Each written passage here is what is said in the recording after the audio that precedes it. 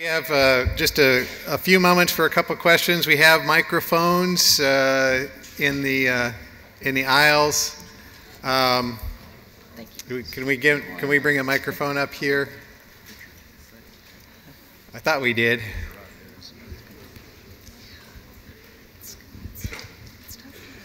All right, we'll hear from our students finally.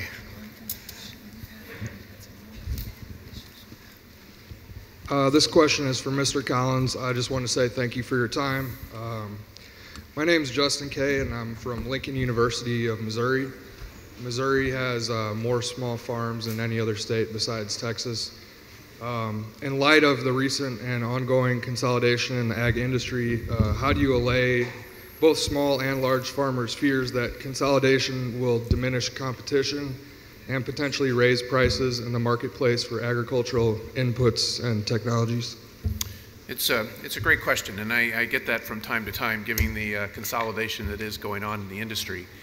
As I said in my remarks, a big part of that consolidation is about creating productivity and actually more choices and more innovation. So when two great companies like Dow and DuPont come together, there's a first opportunity to eliminate some of the inefficiency that's just inherently built into having two of everything. And then there's an opportunity to now accelerate product advancements and to pass some of those savings back to our grower customers. So it's certainly a challenge I've given the organization. We hold it out there as a real opportunity with this consolidation, and we intend to lead the way in some of that thinking. Thank you. We had another. We'll take two questions here. Good morning. My name is Raymond Thomas, and I'm a senior agribusiness major from Prairie View A&M University. My question is for Director Gould. In the light of the recent events that happened in Texas with Hurricane Harvey, big infrastructure debates have been had by a lot of government officials, by a lot of institutions. And I was wondering and curious about what are some of your infrastructure concerns and how are those addressed through your infrastructure grants?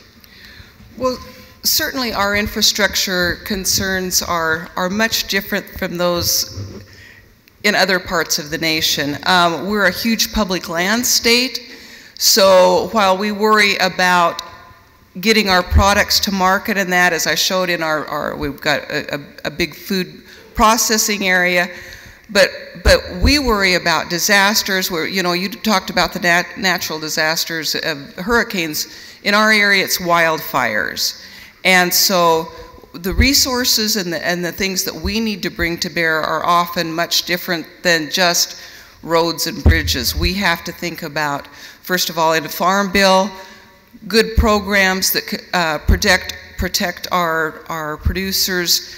Let's say for example, right now, the way the farm bill is constructed, if there's a fire on public lands, that only accommodates people that year. Well, it's year 2 and 3 when they lose the grazing that it's so devastating to our farmers and ranchers. So we're looking at all kinds of resources, not just infrastructure. Certainly broadband in our rural communities is critical. So in that area, we are much similar to other parts of the nation, but I would say that our needs are a little different in that the big public lands area that we have requires a whole different level of resources that is not just what you might think of as transportation to market. Okay, we'll take one final question here. Hi, I'm Wesley Yu, and I go to Oregon State University, and I have a question for Mr. Collins. So I do research in nutrition and food quality, and one thing I've noticed, not just from your discussion, but from all the panelists, is that there's this trend of change in the United States, in agriculture, in everything. Things are changing. Consumer preferences changing, everything. So one of the current trends is the importance of maintaining microflora health, gut health, and Dow-DuPont, I know, has responded to that by launching the microbiome venture to increase capital growth. And I want to know, how does Dow-DuPont plan to maintain a foothold in that industry? And perhaps what foreign markets are you looking to expand or to tap into? Because as this trend is not just in the domestic United States, but worldwide, people are realizing the importance of microflora and gut health? Great. It's a great question, and it certainly is a leading edge or a new area of research, and I'm sure some of the folks in the animal industry as well will appreciate the concept of the microbiome and its effect on health. When you take a scoop of soil, there's about 60 million microbes in that scoop, as you know, and today we only know about what maybe 2 or 3 of them are actually doing there.